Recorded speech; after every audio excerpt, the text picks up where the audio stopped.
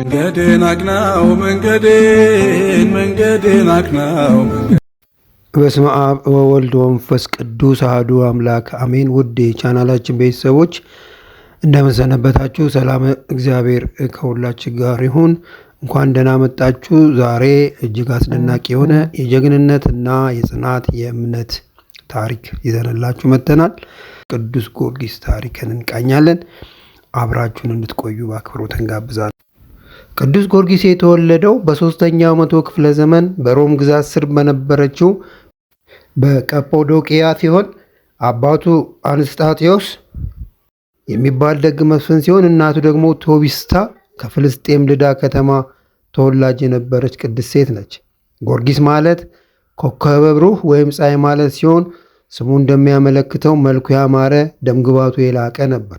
ነገር ግን ገና የ10 ዓመት ልጅ እያለ አባቱ አረፈ። እናቱም ቶቢስታ ልጇን ይዛ ወደ ትውልድ ከተማዋ ልዳ ተመለሰችና በዚያ በሃይማኖትና በምግባር አሳደገችው። አባቱ በሮም ጦር ውስጥ ከፍተኛ ማዕረግ የነበረው መኮንን ሲሆን ጊዮርጊስም የአባቱን ፈለግ ተከትሎ ወደ ጦር ሰራዊቱ ሲቀላቀል በብቃቱና በጀግንነቱ የተነሳ በፍጥነት ማዕረግ አግኝቶ የንጉሠ ነገሥቱ ድቅልጥያኖስ የቅርብ አማካሪ ለመሆን በቃ። ቅዱስ ጊዮርጊስ በሮም ንጉሠ ነገሥት ድቅልጥያኖስ ዘንድ የተወደደ ኃያል መኮንን ነበር። ነገር ግን ጀግንነቱ በጦርነት ሜዳ ብቻ አልነበረም። የጥንቷ ቤሩት ከተማ በአንድ አስፈሪ ክፉ ዘንዶ ድራጎን ተማርካ ነበረ። ይህ ዘንዶ የከተማዋን ነዋሪዎችና እንስሳት ይበላ ነበር። ሕዝቡም በዚህ ምክንያት የዘንዶን ቁጣ ለማብረድ ንጹሐን ልጆቻቸውን፣ ሴት ልጆቻቸውን በየተራ ይሰውለት ነበር። ጊዮርጊስ ይህን ግፍ አይቶ ዝም አላለም። ጀግናው ቅዱስ ጊዮርጊስ በነጭው ፈረሱ ላይ ሆኖ ወደ ስፍራው የደረሰው እየገሰገሰ ነበር። ምንም ሳይፈራ በጀግንነት ዘንዶውን በጦር በመውጋት ለሞት ዳረገው። የከተማም ሰዎች ከጥፋት አዳነ። ከዚያም ሰዎቹ ክርስትናን እንዲቀበሉ ክርስቶስን እንዲያምኑ ካደረገ በኋላ ብዙዎችን ተጠመቁ። ሕዝቡም ወደ አምልኮተ እግዚአብሔር እንዲመለስ አደረገ።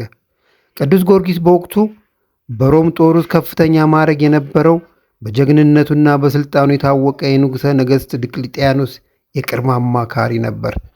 ንጉሥ ክርስቲያኖችን ለማጥፋት አዋጅ ባወጣበት ጊዜ ጊዮርጊስ እውነተኛ ክርስቲያን መሆኑን በይፋ ለንጉሱና ለሮማ መኳንንት በአደባባይ ላይ አወጀ። ይህ ድርጊቱ ንጉሠ ነገሥቱን እጅግ አስቆጣው። ድቅልጥያኖስ በወዳጁና በአማካሪው እንዲህ ያለ ክደት በመፈጸሙ እጅግ ተበሳጨ። ንጉሡ ጊዮርጊስን ለመጀመሪያ ጊዜ እምነቱን እንዲተው በመለማመጥና ስልጣን በመስጠት ቃል ገባለት።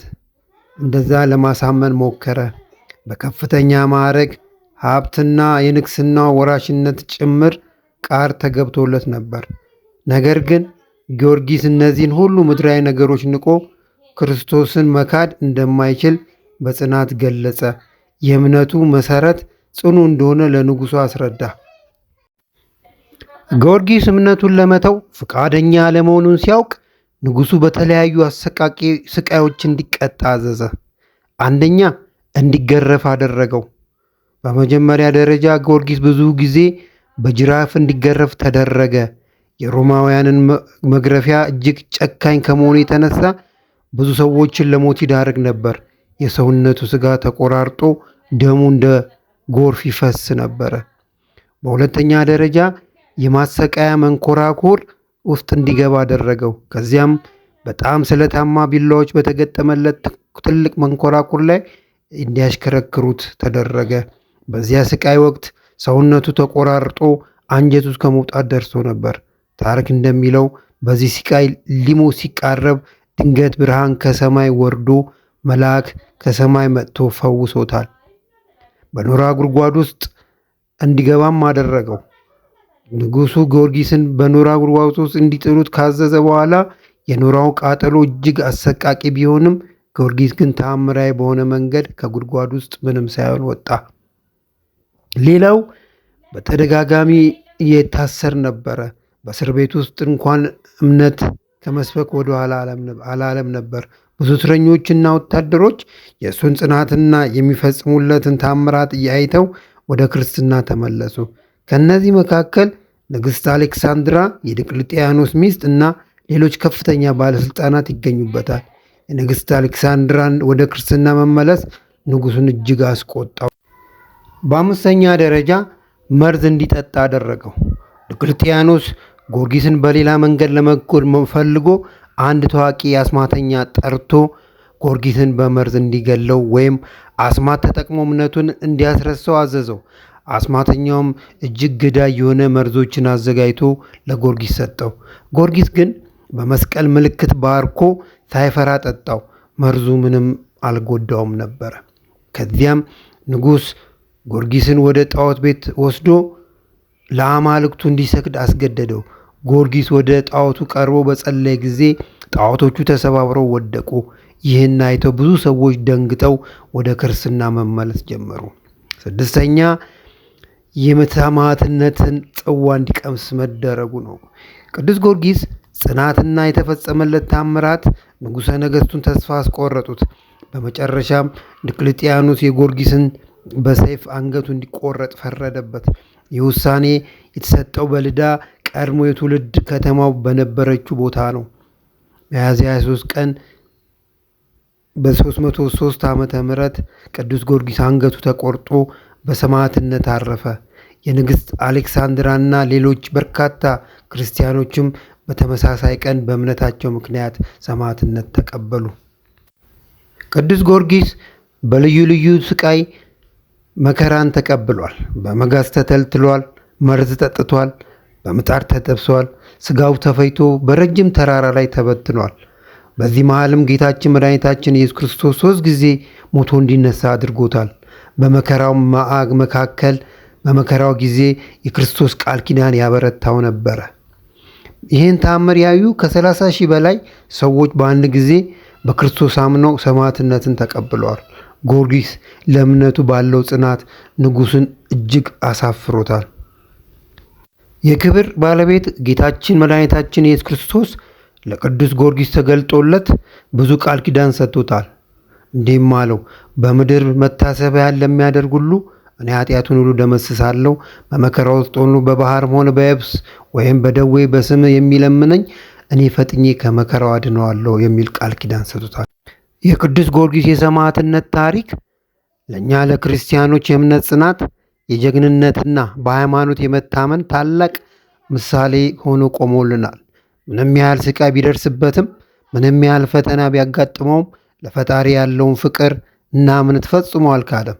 ታሪኩ በእውነተኛ መንገድ ላይ የሚደርሱ ፈተናዎችን በጽናት መቋቋም እንደሚቻል ያሳያል።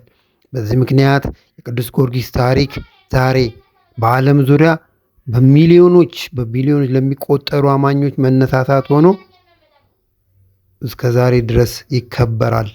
ዛሬ ብዙ ክርስቲያኖች በሱ ስም ብዙ አብያተ ክርስቲያናትን ያንጻሉ፣ ያከብራሉ፣ በስሙ ይሰየማሉ። በእምነታቸው ሲፈተኑ የቅዱስ ጊዮርጊስን ስም በመጥራትና ታሪክ በማስታወስ ይበረታሉ፣ በምልጃው ይድናሉ። ቅዱስ ጊዮርጊስ ቤሪቷይቷን ከዘንዶ አፍ እንዳዳነ በረድኤቱ አማካኝነት ከክፉ ስራዎችና ከሰይጣን ተጽዕኖ እንድንን ይረዳናል።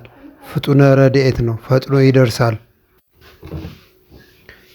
በረከቱ በቤታችንና በኑሯችን ላይ የመትረፍ የመብዛት ኃይል አለውና በረድኤት በበረከት ይጠብቀናል። የቅዱስ ጊዮርጊስን በዓል ማክበር፣ የሰማዕቱን ገድል መዘከር፣ በእርሱ ስም ወደ እግዚአብሔር መጸለይና በረከቱን መሻት ማለት ኃጢአት ስርየት፣ ከክፉ ነገር ሁሉ መዳንና መንፈሳዊ ጽናትና ረድኤት እናገኛለን። ውድ ተከታታዮቻችን የቅዱስ ጊዮርጊስ ረድኤት በረከት ይደርብን አይለየን፣ ለዘላለሙ አሜን። ለዛሬ ያዘጋጀነው ቪዲዮ ይሄንን ይመስል ነበረ። ቪዲዮን ከወደዳችሁት ላይክ አድርጉት፣ ለሌሎች እንዲደርስ ሼር አድርጉት። ቤተሰብ ያልሆናችሁ ደግሞ ሰብስክራይብ በማድረግ ቤተሰቡ ሁኑ። ሀሳብ አስተያየት ካላችሁ በሀሳብ መስጫ ሳጥን ውስጥ ሀሳባችሁን አስቀምጡልን። እናመሰግናለን አብራችሁን ስለሆናችሁ። የእግዚአብሔር ቸርነት፣ የእመቤታችን የቅድስት ድንግል ማርያም አማላጅነት፣ የቅዱሳን ሁሉ ጸሎት ከሁላችን ጋር ይሁን። ወስብሐት ለእግዚአብሔር።